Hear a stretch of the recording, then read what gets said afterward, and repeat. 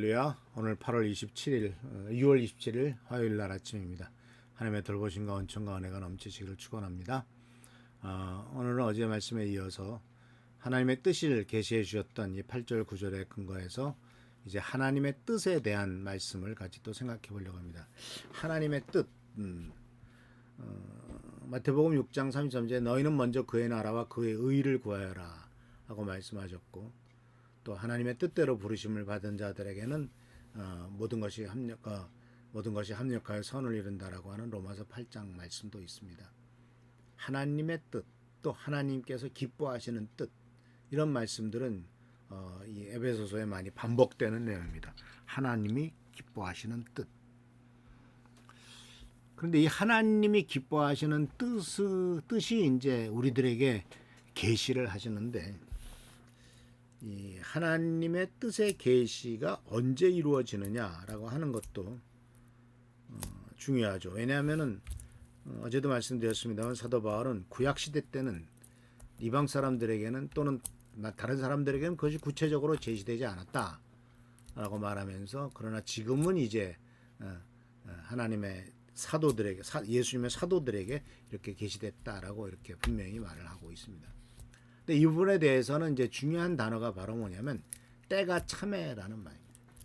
때가 참에. 기한이 되었을 때, 그러니까 하나님께서 계획하신 시간이 되었을 때라는 얘기죠. 때가 참에 하나님께서 그 아들을 이 땅에 보내셨다라는 말씀도 있습니다. 또 때가 참에, 때가 되었을 때에, 사실 이 때가 되었다라는 말은 우리가 그 때를 기다리는 것은 참 쉬운 일이 아니에요.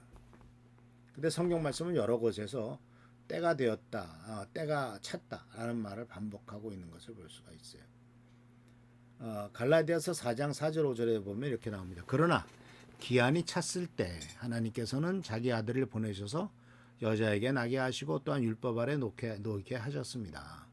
그것은 율법 아래 있는 사람들을 속량하시고 우리로 하여금 자녀의 자격을 얻으시게 하려는 것이옵니다. 때가 참에 하나님께서 자기 아들을 이 땅에 보내셨다. 여자에게서 나게 하셨고 또 율법 아래에 살게 하셨다. 또 독특하죠. 하필이면 로마 시대 때, 그리고 이스라엘이 고통당하고 있을 때, 또 로마의 그런 역사가 있을 때, 그래서 그러한 그 하나님의 때는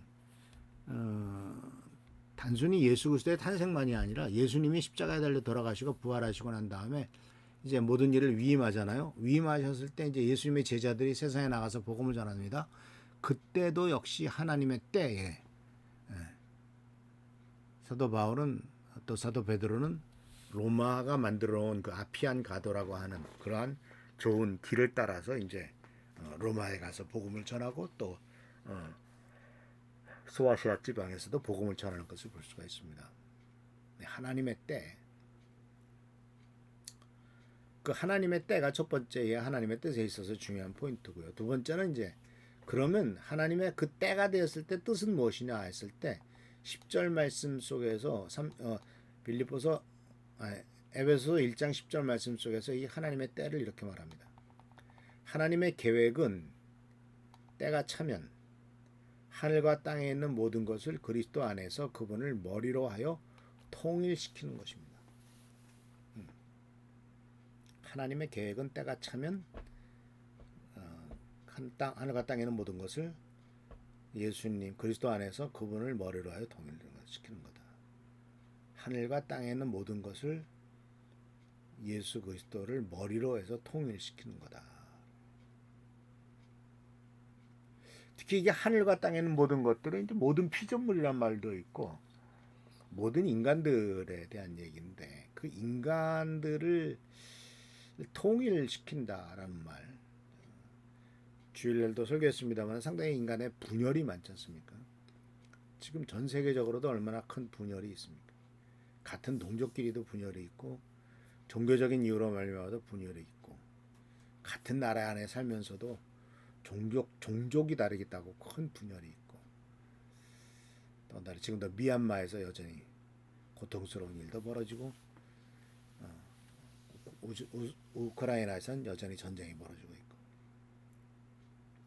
근데 이 통일의 방법은 바로 뭐냐면은 화해라는 방법이었습니다.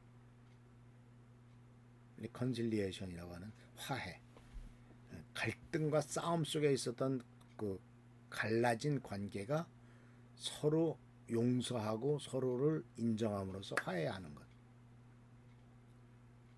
특히 제일 중요한 화해는 하나님과 인간과의 화해죠. 이것은 이제 고린도서에도 하나님께서 우리들과 화해하셨고 우리들에게 다른 사람들도 역시 하나님과 화해할 수 있는 화해의 직분을 부어주셨다라고 하는 말씀이 나옵니다. 화해한다는 것. 그 중에서도 제일 중요한 것은 이제 첫 번째 중요한 것은 하나님과의 화해고 두 번째 중요한 것은 이제 이방인과 유대인들과의 화해죠. 에베소서 2장 16절 말씀에 이렇게 되어 있습니다. 원수된 것을 십자가로 소멸하시고 이 둘을 한 몸으로 만드셔서 하나님과 화해시키셨습니다. 아주 독특해요. 원수된 것, 원수됐던 내용을 십자가로 대가를 다 치루어서 그 원수된 것 자체가 없어져 버렸고요. 이 둘, 이방인과 유대인들을 한 몸으로 만드셔서 그 하나가 됨으로써 하나님과 또 화해하게 됐죠. 각자가 하나님과 화해하고 또 둘이서 서로 이방인과 유대인들이 하나가 돼서 화해해서 또 하나님과 화해하고 이중적이죠. 그래서 이러한 화해는 인간들뿐만 아니라 나아가서 만물이 하나님과 화해한다는 개념으로 확대를 시킵니다. 골로새서 1장 19절 22절에 이렇게 말합니다. 하나님께서는 그분 안에 모든 평화 충만함을 머무르게 하기를 기뻐하시고 그분의 십자가의 피로 평화를 이루셔서 그분으로 말미암아 만물을 곧 땅에 있는 것들이나 하늘에 있는 것들이나 다 자기와 기꺼이 화해시키셨습니다. 전에 여러분은 악한 일로 하나님을 멀리 떠나 있었고 마음으로 하나님과 원수가 되어 있었습니다. 그러나 지금은 하나님께서 그리스도의 죽으심을 통하여 그분의 육신의 몸으로 여러분과 화해하셔서 여러분을 거룩하고 흠이 없고 책망할 것이 없는 사람으로 자기 앞에 내세우셨습니다. 네, 화해하게 하셨습니다. 만물을 땅에 있는 것, 하늘에 있는 것 다 자기와 기꺼이 화해하셨다. 육신의 몸으로 여러분과 화해하셨다. 그래서 그 목표는 거룩하고 흠없는 사람과 책망할 것이 없는 사람이다. 하나님과 화해해야만 거룩하고 흠이 없고 책망할 것이 없어. 하나님과 화해하게 우리가 회개하고 우리의 죄악을 다 돌이켜야 되기 때문에 그렇죠. 깨끗하고 정결한 사람이 되어야만 거룩하고 흠이 없고 책망할 것이 없는 사람이 되지 않겠습니까? 그래서 이런 모든 축복된 일들은 바로 예수 그리스도의 십자가의 죽음으로써 이루어진 것이고 그리스도 안에서 때가 차서 하나님께서 아들을 보내셨고 그로 말미암아 예수 그리스도 안에서 우리가 통일돼서 하나님의 축복 가운데로 모두가 다 나아가게 되었다. 이것이 바로 굉장히 중요한 축복 중에 하나다라는 사실입니다. 그래서 하나님께서 우리에게 놀라운 축복을 내주셨다는 사실을 기억하시면서 이 축복 속에서 승리하며 이 축복 속에서 매일매일 살아가는 구리한 성도님들 되시길 축원합니다. 할렐루야 축복합니다. 기도하겠습니다. 좋으신 주님 은혜를 감사합니다. 오늘도 우리들과 함께 하신 은총을 감사드리고 축복과 은총 가운데 나갈 수 있도록 하신 것을 감사드립니다. 복된 삶, 은혜의 삶 되도록 인도하여 주옵소서. 예수 그리스도의 이름으로 축복하며 기도합니다. 아멘. 나라 민족을 위해서 우리 미랄교회 고통받고 어려운 일을 당하는 성도들을 위해서 기도해 주시길 부탁드립니다. 할렐루야 축복합니다.